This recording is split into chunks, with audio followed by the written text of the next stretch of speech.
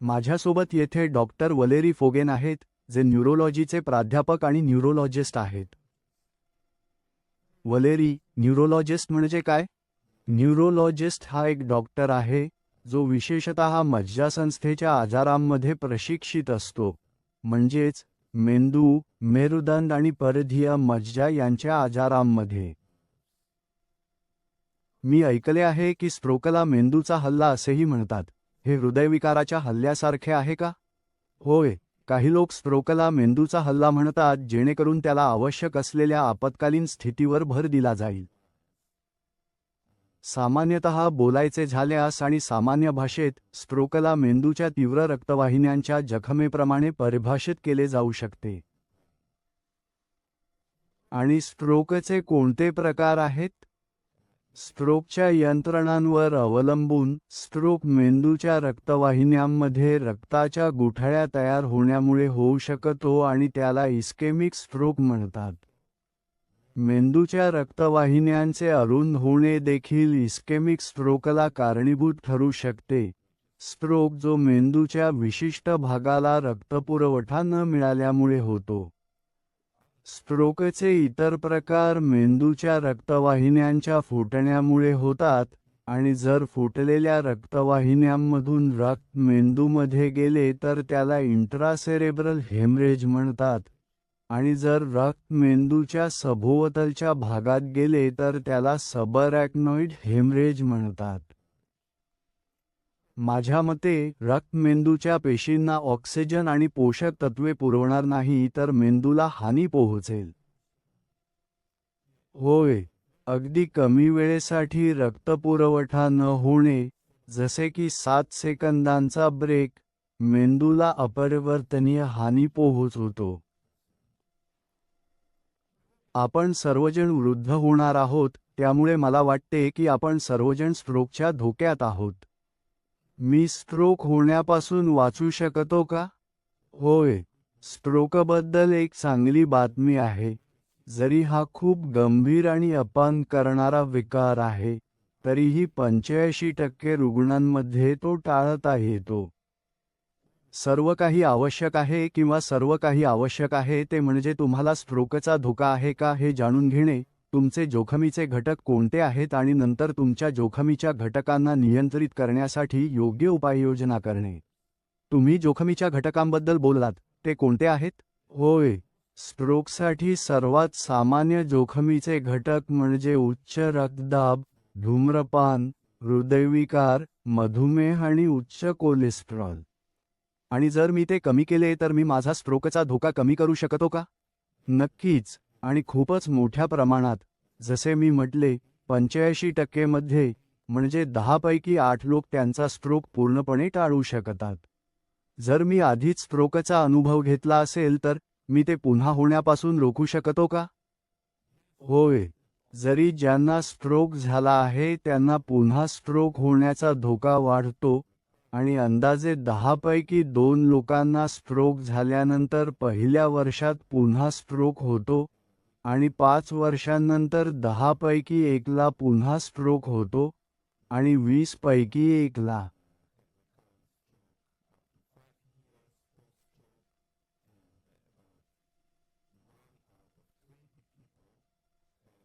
पाच वर्षांनंतर पुन्हा स्ट्रोक होतो, परंतु पुन्हा स्ट्रोक होण्याचा धोका टाळण्यासाठी निश्चितपणे मार्ग आहेत, आणि पहिली गोष्ट म्हणजे तुमच्या स्ट्रोकचे कारण जाणून घेणे आणि त्याची योग्य उपचार करणे. उदाहरणार्थ, जर स्ट्रोकचे कारण मेंदूमध्ये ॲन्युरिझम फुटणे किंवा गळ्यातील मेंदूच्या धमन्यांचे अरुंद होणे असेल, तर तुम्हाला या असामान्यतेचे निराकरण करण्यासाठी शस्त्रक्रिया करण्याची ऑफर दिली जाऊ शकते. जर स्ट्रोक फक्त उच्च रक्तदाबामुळे झाला असेल, तर तुमचा रक्तदाब योग्यरित्या नियंत्रित केल्यास तुमचा स्ट्रोकचा धोका खूपच कमी होऊ शकतो. तुमचा स्ट्रोकचा धोका कमी करू शकतो का? होय, पुन्हा स्ट्रोक होण्याचा धोका कमी करण्यासाठी ही पहिली रणनीती आहे. दुसरे म्हणजे, तुम्ही नक्कीच तुमच्या डॉक्टरांनी दिलेल्या शिफारसींचे काटेकोरपणे पालन केले पाहिजे. कोणत्याही ब्रेकशिवाय नियमितपणे औषधे घेतली पाहिजेत. जरी तुम्हाला पूर्णपणे चांगले वाटत असले आणि तुम्हाला वाटत असेल की तुम्हाला आणखी औषधांची गरज नाही, तरीही औषधे घेणे थांबवू नका जोपर्यंत तुम्हाला तसे करण्याचा सल्ला दिला जात नाही. आणि दुसरे किंवा तिसरे, तुम्ही तुमच्या स्ट्रोकच्या इतर जोखमीच्या घटकांवर नियंत्रण ठेवले पाहिजे. मी आधी उल्लेख केलेले जोखमीचे घटक: उच्च रक्तदाब, उच्च कोलेस्ट्रॉल. तुम्ही नक्कीच धूम्रपान सोडले पाहिजे, तुमचा हृदयविकार शक्य असल्यास किंवा शक्य तितका नियंत्रित केला पाहिजे.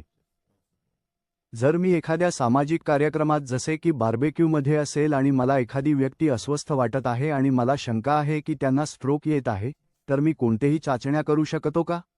होय. गंभीर स्ट्रोकच्या बाबतीत रुग्णाला स्ट्रोक झाला आहे हे स्पष्ट आहे. जर तुम्ही शरीराच्या एका बाजूला हात किंवा पायात कमजोरीची स्पष्ट चिन्हे पाहू शकता, शुद्ध हरवणे किंवा बोलणे हरवणे, तर निदान सहसा समस्या नसते आणि बहुतेक लोक या लक्षणांना स्ट्रोक म्हणून ओळखतात आणि तात्काळ वैद्यकीय मदत घेतात. समस्या तेव्हा उद्भवते जेव्हा ही लक्षणे सूक्ष्म किंवा तात्पुरती असतात, काही सेकंद किंवा मिनिटातच संपतात, आणि ही लक्षणे निदान करणे ही समस्या आहे. स्ट्रोकच्या सूक्ष्म लक्षणांचे निदान करण्यासाठी प्रत्येकजण वापरू शकतो अशा काही सोप्या चाचण्या आहेत. उदाहरणार्थ, तुम्ही व्यक्तीला त्याचे किंवा तिचे हात खांद्याच्या पातळीवर उचलण्यास आणि डोळे बंद करण्यास सांगू शकता, आणि जर एक हात खाली गेला तर याचा अर्थ या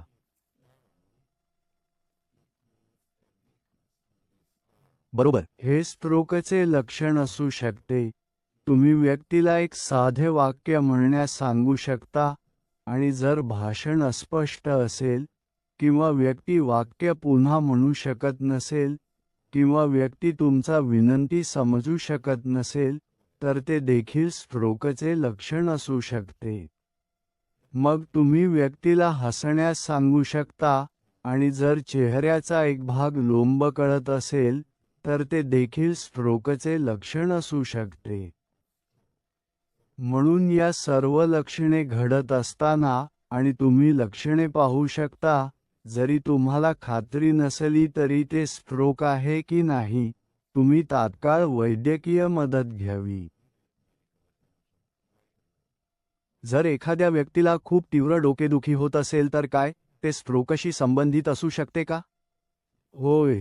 खूप तीव्र, असामान्य तीव्र किंवा असामान्य पॅटर्नची डोकेदुखी इतर कोणत्याही लक्षणांशिवाय स्ट्रोकचे लक्षण असू शकते. फक्त तीव्र, असामान्य तीव्र डोकेदुखी हे सर्वात विनाशकारी प्रकारच्या स्ट्रोकचे लक्षण असू शकते, ज्याला सबअरॅक्नोइड हेमरेज म्हणतात. मी टाइम इज ब्रेन हा वाक्प्रचार ऐकला आहे, कृपया त्याचा अर्थ स्पष्ट करा. होय, वेळ म्हणजे मेंदू खरेच आहे, आणि गमावलेला वेळ म्हणजे गमावलेला मेंदू. म्हणून जर स्ट्रोकची कोणतीही लक्षणे घडत असतील किंवा तुम्हाला फक्त स्ट्रोकची शंका असेल, तर तुम्हाला शक्य तितक्या लवकर रुग्णालयात पोहोचणे आवश्यक आहे. म्हणून तुम्ही तुमच्या जीपीशी संपर्क साधत नाही किंवा कुटुंबातील सदस्याला फोन करत नाही, तुम्ही रुग्णवाहिका बोलवा. तुम्ही तात्काळ रुग्णवाहिका बोलवा आणि रुग्णालयात जा. जर एखादी व्यक्ती स्ट्रोकचा अनुभव घेत असेल तर त्यांना कोणत्या प्रकारच्या गोष्टी जाणवू शकतात, त्यांची लक्षणे कोणती आहेत? स्ट्रोकची काही लक्षणे आहेत ज्यांना चेतावणी चिन्हे म्हणतात. ती स्ट्रोकच्या आधी येऊ शकतात किंवा स्ट्रोक विकसित होण्याची लक्षणे असू शकतात, आणि सर्वात सामान्य अशी लक्षणे म्हणजे हात किंवा पायाची अचानक सुन्नता किंवा कमजोरी, विशेषतः शरीराच्या एका बाजूला, अचानक गोंधळ, बोलण्यात किंवा समजण्यात अडचण, अचानक संतुलन हरवणे, समन्वय, चक्कर येणे, अचानक गिळण्याची क्षमता हरवणे.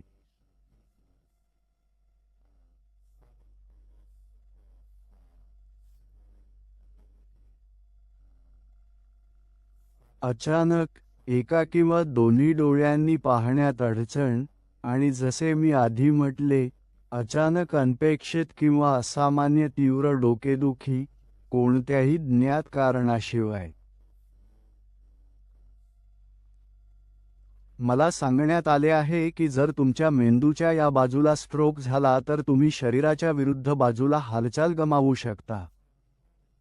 मला थोडं विचित्र वाटतंय, असं का आहे? होय. शरीर कसं कार्य करतं याची रचना, त्यामुळे बहुतांश प्रकरणांमध्ये शरीराच्या उजव्या बाजूच्या हालचाली कार्ये डाव्या मेंदूने नियंत्रित केली जातात, आणि उलट शरीराच्या डाव्या बाजूला उजव्या मेंदूने नियंत्रित केले जाते. पण मेंदूचे काही भाग दोन्ही बाजू नियंत्रित करतात, आणि त्या भागांना मेंदूचा खोड किंवा मेंदूचा मधला भाग म्हणतात. मी ऐकलं आहे की लोकांना अस्वस्थ वाटू शकतं आणि स्ट्रोकसारखी लक्षणे येऊ शकतात, पण ती टिकत नाहीत. त्याला टिया किंवा मिनी स्ट्रोक म्हणतात. त्यांनी त्याद्वारे काय अर्थ लावला आहे, आणि त्याला खरंच महत्त्व आहे का? होय. एक संज्ञा आहे ज्याला ट्रान्झिएंट इस्केमिक अटॅक किंवा टिया म्हणतात, किंवा काही लोक त्याला लहान स्ट्रोक म्हणतात. हे मेंदूच्या तीव्र रक्तवाहिन्यांच्या जखमेच्या लक्षणांना संदर्भित करते जी 24 तासांपेक्षा कमी काळ टिकतात. बहुतांश प्रकरणांमध्ये लक्षणे फक्त काही सेकंद किंवा मिनिटे टिकतात, परंतु त्याकडे दुर्लक्ष करू नये कारण ते बहुतेक वेळा स्ट्रोकची पहिली चेतावणी चिन्हे असतात, जे स्ट्रोककडे नेऊ शकतात आणि वेळेवर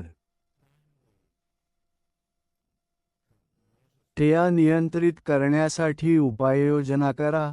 टियाच्या मूळ कारणाचे समजून घेणे स्ट्रोक होण्यापासून रोखू शकते.